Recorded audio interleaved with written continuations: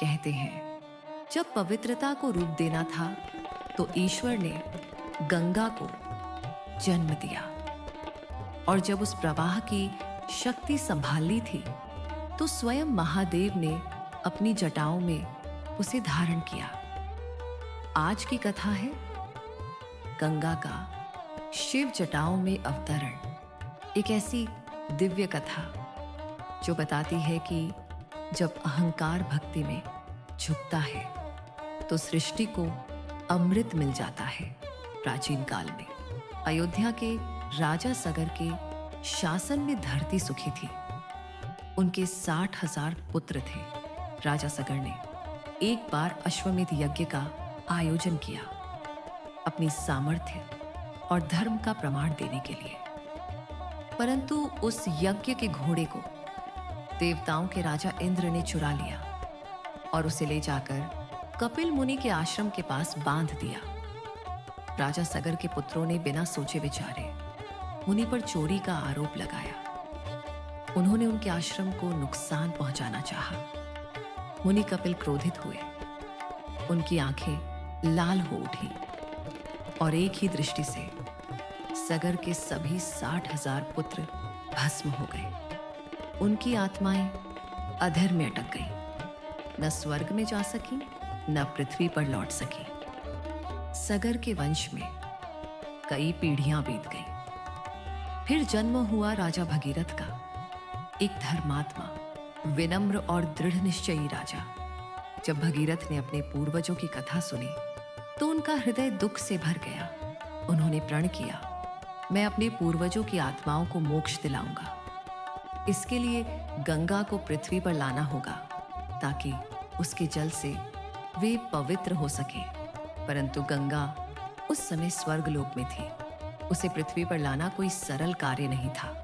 भगीरथ ने हिमालय की ओर यात्रा शुरू की, जहां वे वर्षों तक तपस्या करते रहे। भगीरथ ने वर्षों तक कठोर तप किया। अंततः गंगा देवी प्रकट हुई। उनका स्वर मधुर और स्वरूप तेजस्वी था। गंगा ने कहा, राजन, मैं तुम्हारी भक्ति से प्रसन्न हूं, पर यदि मैं सीधे स्वर्ग से पृथ्वी पर उतरूंगी तो मेरी तीव्र धारा सब कुछ बहा ले जाएगी। पृथ्वी मेरा भार नहीं सह सकेगी। भगीरथ ने विनम्रता से कहा, देवी, आप सही कहती हैं, पर कोई न कोई ऐसा देव अवश्य है जो आपकी धारा को संभाल सके। गंगा बोली, यदि महादेव मुझे अपनी जटाओं में स्थान दे तो मैं शांत होकर पृथ्वी पर उतर सकती हूँ।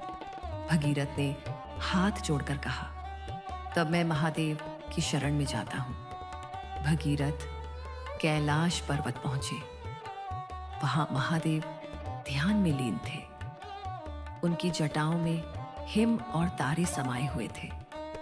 भगीरथ ने नतमस्तक होकर प्रार्थना की, प्रभु, गंगा को पृथ्वी पर लाने के लिए आपका सहारा चाहिए। आपके बिना यह सृष्टि गंगा के तेज को नहीं संभाल पाएगी। शिव ने आंखें खोली। उनकी दृष्टि में स्नेह और गहराई थी।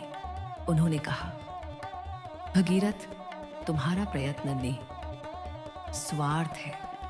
गंगा का अवतरण केवल जल का नहीं बल्कि करुणा का अवतरण होगा। मैं उसे अपनी जटाओं में स्थान दूंगा। देवताओं ने गंगा को संकेत दिया। वह स्वर्ग से पृथ्वी की ओर उतरने लगी। आकाश में उनका जल प्रवाह मानो चांदी की धारा बन गया। उनका गर्व भी उसी के समान तीव्र था।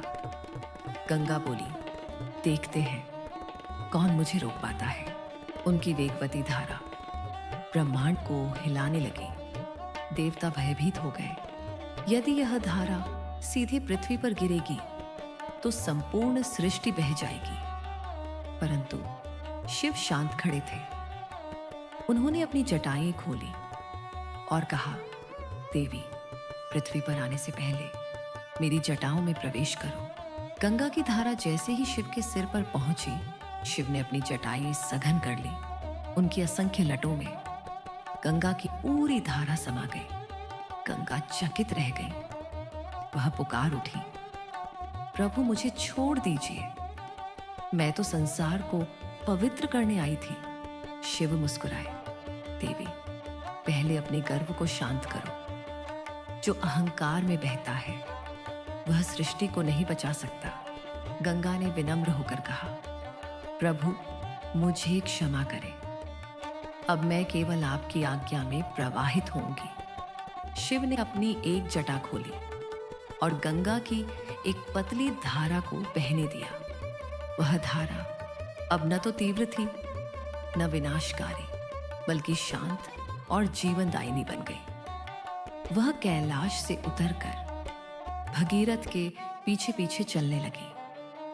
भगीरथ ने हाथ जोड़कर कहा, जय मां गंगे, जय महादेव। देवताओं ने आकाश से पुष्प वर्षा की। धरती पर पहली बार गंगा का पवित्र जल बहा। गंगा भगीरथ के पीछे पीछे गंगा सागर तक पहुंची। वहां उन्होंने अपने दिव्य जल से सागर के 60,000 पुत्रों की राख को स्पर्श किया। जैसे ही वह जल उन पर पड़ा, उनकी आत्माएं मुक्त हो गईं। आकाश से स्वर आया, भगीरथ तुम्हारा प्रयत्न सफल हुआ। आज से यह नदी तुम्हारे नाम से भगीरथी गंगा कहलाएगी। भगीरथ की आंखों से आंसू बह निकले। उन्होंने कहा, प्रभु यह केवल मेरा नहीं, शिव का आशीर्वाद है।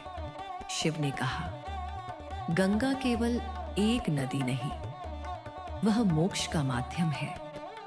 जो उसे सच्चे मन से पूजेगा, जो उसके जल से स्नान करेगा, वह पवित्र हो जाएगा। गंगा ने शिव के चरणों में प्रणाम किया। प्रभु जब तक यह सृष्टि है, मैं आपके आशीर्वाद से बहती रहूंगी। शिव बोले, तुम्हारा प्रवाह सद्गुणों का प्रतीक होगा। जहां तुम बहोगी वहां जीवन और धर्म दोनों बढ़ेंगे। धरती माता ने कहा, गंगा के जल से मेरी आत्मा शुद्ध हो गई। अब मैं और अधिक फलदायी बनूंगी। मनुष्य जब भी कठिनाई में होंगे, वे गंगा के किनारे आकर शांति पाएंगे। तभी से गंगा केवल एक नदी नहीं, बल्कि मां बन गई, गंगा मां।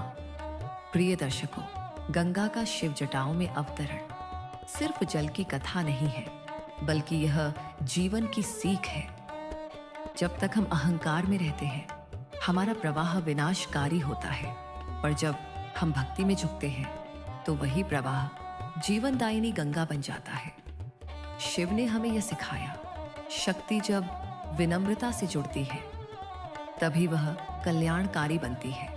गंगा का हर बूंद हमें याद दिलाती है कि भक्ति का मार्ग तभी पवित्र है जब उसमें प्रेम, विनम्रता और सेवा हो। शिव की जटाओं में बहती गंगा हमेशा यह संदेश देती है, अहंकार को त्यागो और प्रवाह बनो जो दूसरों को जीवन दे।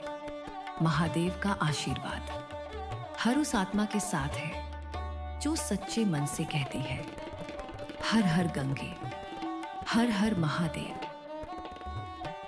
गंगा केवल नदी नहीं, शिव के हृदय का प्रवाह है। हर हर गंगे, हर हर महादेव।